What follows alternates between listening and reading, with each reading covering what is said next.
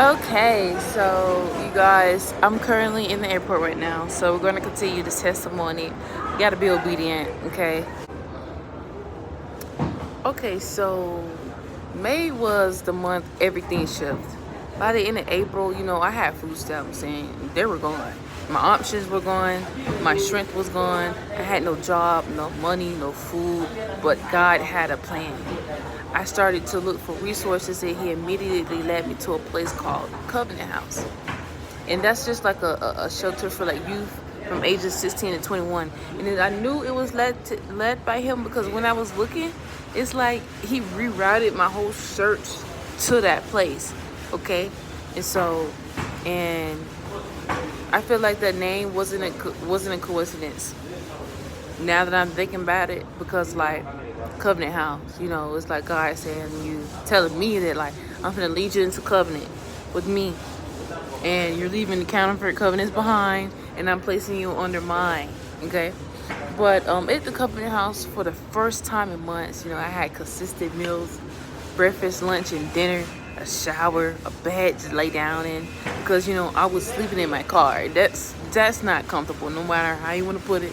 It's not comfortable, and I had a little bit of peace, a little bit of relief.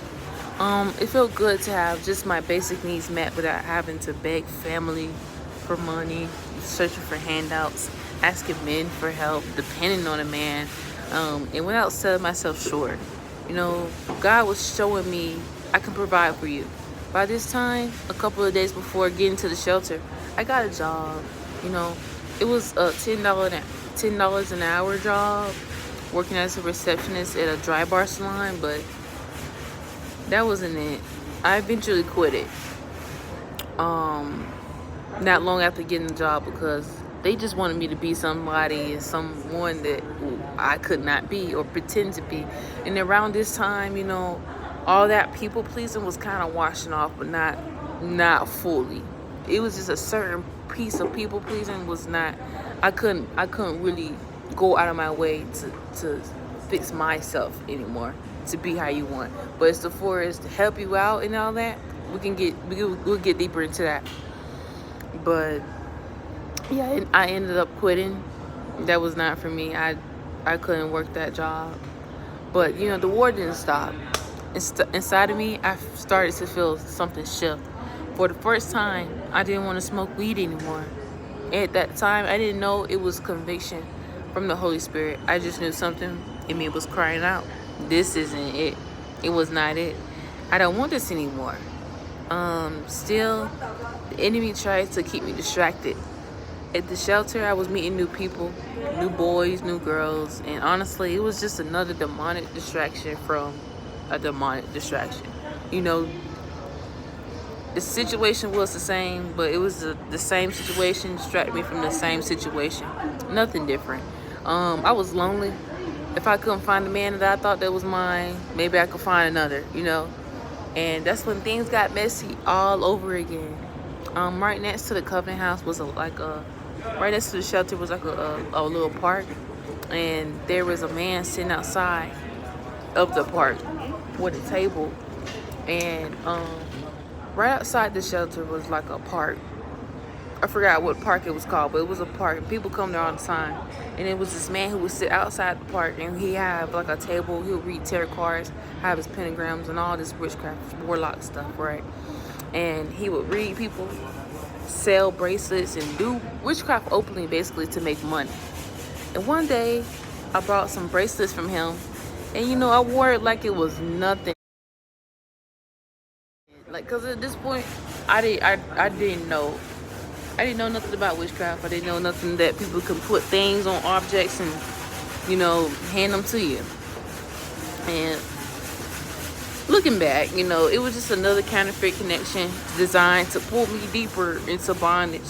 And he most likely did witchcraft on those items, like I just said, that he sold. I didn't even know that was possible at the time. But, my roommate, she was telling me about that. And I still wore the bracelets because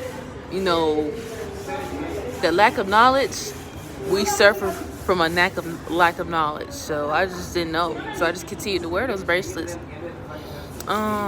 And speaking of the girl, the roommate, I linked up with her. Like, she was my friend, and she seemed to be like a good friend at first, but she ended up tempting me right back into smoking weed. And, you know, I fell for it, honestly. And that's when it got worse. Not just weed, but vaping heavily, more than ever. Like, what I thought was relief was just another chain. And while all this was happening, I still trying to figure out things with the man that I had left behind. You know, the dude back in April and March, yeah. I was honestly trying to rekindle what was already broken. And I told him I was in a shelter. And he said they wouldn't help me. And I just needed to come back to him. You know, I thought about it. I was like, you know what? This place probably wouldn't help me. No one's probably gonna be my friend here. You know, I'm just thinking all these doubts and fears. Like, okay, I maybe should go back all the way over there to him, right? But I heard a voice. It was so clear. And it was like, if you go back to him, he's going to kill you. Okay, I heard that so clearly. And so, we would be on the phone, you know, me and the dude, we would be on the phone talking. And I would try to talk to him like very lovely and about life and future kids and about how much my kids are going to love me because, you know, I'm going to treat them so well with so much love. And then as I'm saying this to this man, out of nowhere, he's like,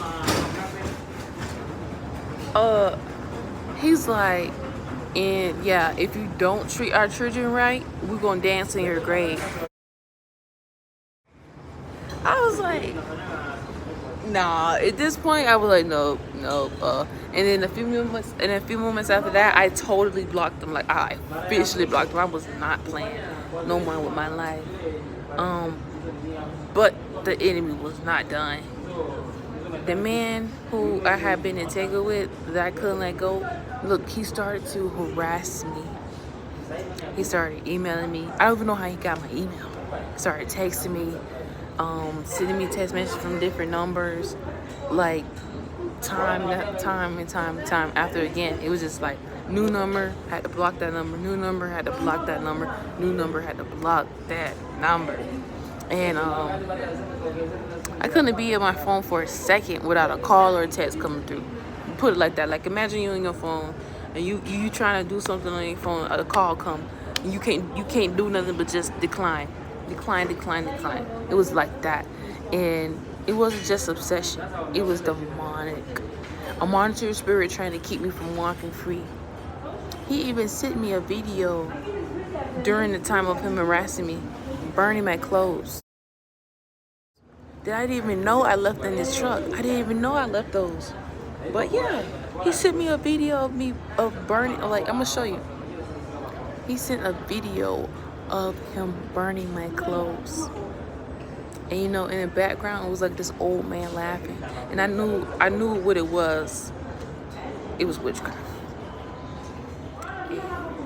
And then in the video, he was saying something like, oh, this is going to give her a revelation. This is going to give her the revelation she wants. I was like, no. In the video, he called it giving me revelation, but it was witchcraft. Closing the Bible represent identity, covering, and anointing. And every attempt he made, it was spiritual warfare. Every message, every soul tie he tried to pull on me, he thought he was winning. He burned my clothes, trying to bind me, trying to manipulate revelation. But it didn't work. All of that was confirmation of the voice I already heard in my spirit. If you go back, he'll kill you. And that was just outright evidence right there. I'm just like, okay, yeah. At this point, you're burning my clothes. You're calling me, harassing me. And then you made a death threat, basically, before all this. So it's just like, nah, you're right. I'm most definitely not going to risk this. You know, I put myself in a lot of dangerous situations before, but this one I was not. Not in this one. I was not going back. But even in the middle of this chaos, you know, God was planting seeds. I downloaded the Bible app for the first time. I started reading verses daily. I honestly was scared for my life. I really was. So, yeah. And by the way, his email was literally the Demon Fly. I'm not gonna tell you like the full name, but it literally said the Demon Fly. Yeah, that's what it was called. And the music I used to listen to, I used to play like the music I was playing around that time was like new age affirmations, mantras, Janae Aiko, Kendrick Lamar, all this universe type music. It was bad. It was trying to manifest through music. It was crazy. That music I was listening to, it started to feel heavy. It didn't feel right. But slowly but surely, my appetite was changing. I was still battling, but something in me was reaching for freedom. Here's a revelation. God uses impossibility to teach us dependence. My food stamps were cut off. My soul tie was deadly. My life was in chaos. And yet, God led me to a covenant house. He led me there. God provided even when the enemy tried to destroy me. In Psalms 34:17, verse 18 says, "The righteous cry out, and the Lord hears them. He delivers them from all their troubles. The Lord is close to the brokenhearted and saves those who are crushed in spirit." I was broken, crushed, but Lord, He was close. That month, the spiritual battle was real. It was deadly, literally deadly. I felt death all over it. But so was God's protection. By the end of May, I knew I had to fully cut ties from that dude. I then filed for a restraining order on May the 31st.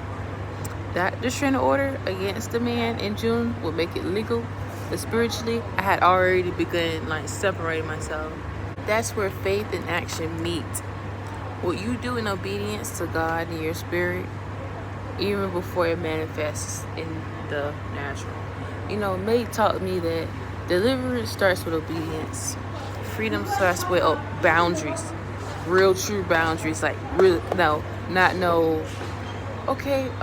day, that. No. Once God says cut it off, you gotta cut it off. It ain't no cut it off for today, cut it off for tomorrow, then the day after tomorrow, come back. No, it's cut off.